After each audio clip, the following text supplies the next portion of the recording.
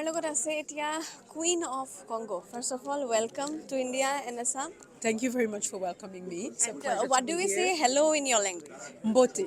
Bote. Mbote. Bote. Yes. Okay. So how is it being here? It's the first time here? It's my first time in this part of the country. I've been to Delhi, New Delhi before, and I've been to Goa as well. So it was a visit of 2 weeks, which was absolutely not enough to explore the immense diversity of this country. So it's my first time in this region, and I'm very pleased and I'm very happy to learn more and engage with the great diversity of experiences that you can propose here. Okay. Along with that, because we are talking about Eastern Himalayas, we are talking about conservation, we are talking about climate, a lot of things. How do you see your visit can help Assam, Eastern Himalayas, and India as a whole? Well, it first of all is to become aware about the situation here, and also to make you aware about the situation we're living in Africa and Congo.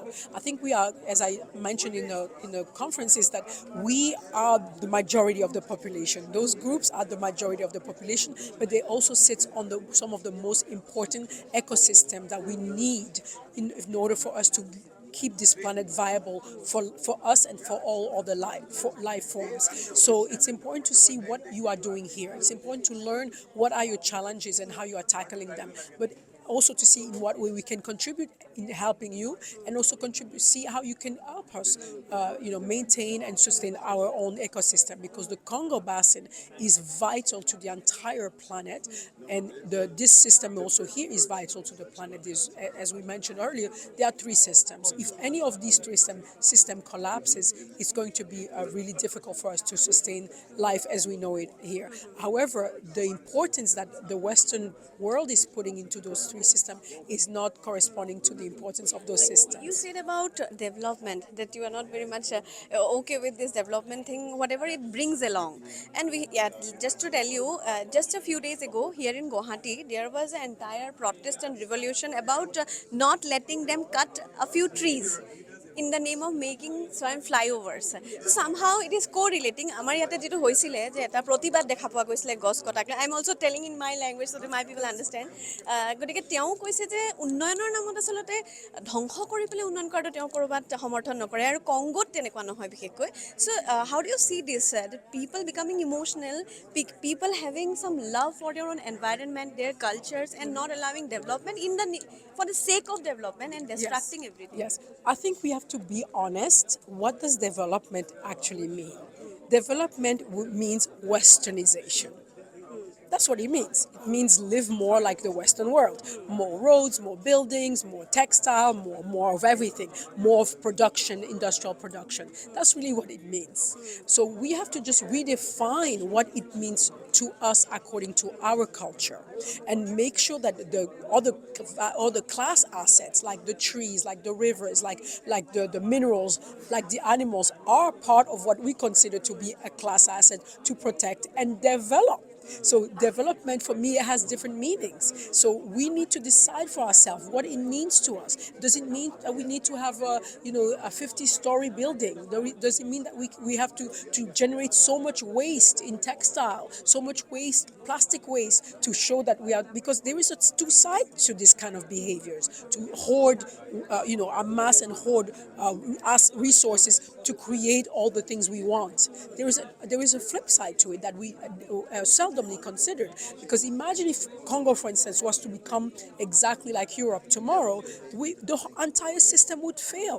So the way we live in the future has to be imbued, those decisions have to be imbued with the wisdom that encompass the consequences of our choices, and not just our choices because it seems okay today. We have the technology to do it. That's intelligence, and that's what I was saying earlier. There's a difference between intelligence and wisdom. Intelligence may be like, we can invent a bunch of things, but is it wise? Because wisdom will force us to ask the questions about what are the long-term consequences of what all this technology we are using and so forth. For instance, I'm just going to give you a small example. All the technology that we are using now, we never ask ourselves the questions, when we don't use it, where does it go? Well, I can show you entire rivers in Africa that are covered with e-waste, electronic waste. So when they were making all this electronic, they never asked themselves the questions, What happens once we finish using them? So now we are running behind with these big conferences, international conferences, about, oh my God, how to save the environment. Why we have to ask ourselves the question today about saving the environment, rather than saving the environment all along, is because of culture. We come from a culture where our environment is sacred. And this concept of westernization comes from a culture where our environment is not sacred. Our environment is a thing in which we could take and fetch as much as we want to satisfy our needs, but most importantly, our wants. I have seen something, you bought something with you, something of Congo. Yes. And we also have a lot of traditional things in Assam. Like we use Muga silk for wearing most of our attires, traditional attires are of Muga silk, which is a completely natural thing to do. So you showed a beautiful piece of cloth. What is it, and how do you think that Congo and Assam, the things in Assam and Eastern Himalayas, can collaborate and make beautiful things in the future? Well, it's actually made out of a plant. Raffia is Even Muga is like silk, so it's from silkworm. It's from worms. So nature gives us everything we need, and we have to just respect it, and we have to listen to nature, because nature will show us how we can use all the different products that it's available for us for use. But we have to be mindful to use it without destroying nature. So it's a relationship. It's a relationship of respect, and to only take what we need, not what we want. But when we look at the capitalist model of economy, it's not about what we need.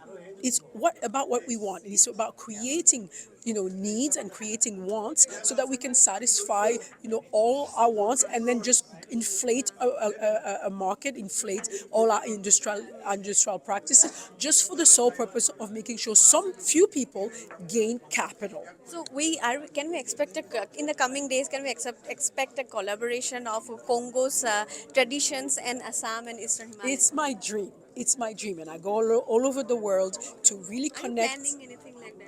Yes, that's what we are here for. We are here to discuss these things, and then create those relationships, to share our knowledge, and then to realize, to see how we can syndicate together to propose solutions, because ultimately our solution will be best fit for the challenge that we are facing. Thank you so much. It was nice talking to you. She is Queen of Congo, and she has already detailed ইতিমধ্যে কৈছে সকলোবোৰ কথা যে তেওঁলোক ইয়ালৈ আহিছে কিছু কথা আলোচনা কৰিবৰ বাবে কেনেকৈ অসম ইষ্টাৰ্ণ হিমালয়া আৰু কংগো বা বিভিন্ন ঠাই ৰাজস্থানৰ দৰে ৰাজ্যসমূহ কেনেকৈ একেলগে মিলি একেলগে আগবাঢ়িব পাৰে সেই বিষয়ে এক আলোচনাৰ মাজত তেওঁলোক মিলিত হৈছিলে। আপুনি বিচৰা বাতৰি পাব কেৱল নিউজ 18 এপত। News 18 এপ ডাউনলোড কৰিবলৈ স্ক্যান কৰক এই QR code. Google Play Store তো পাব এই News 18 এপ।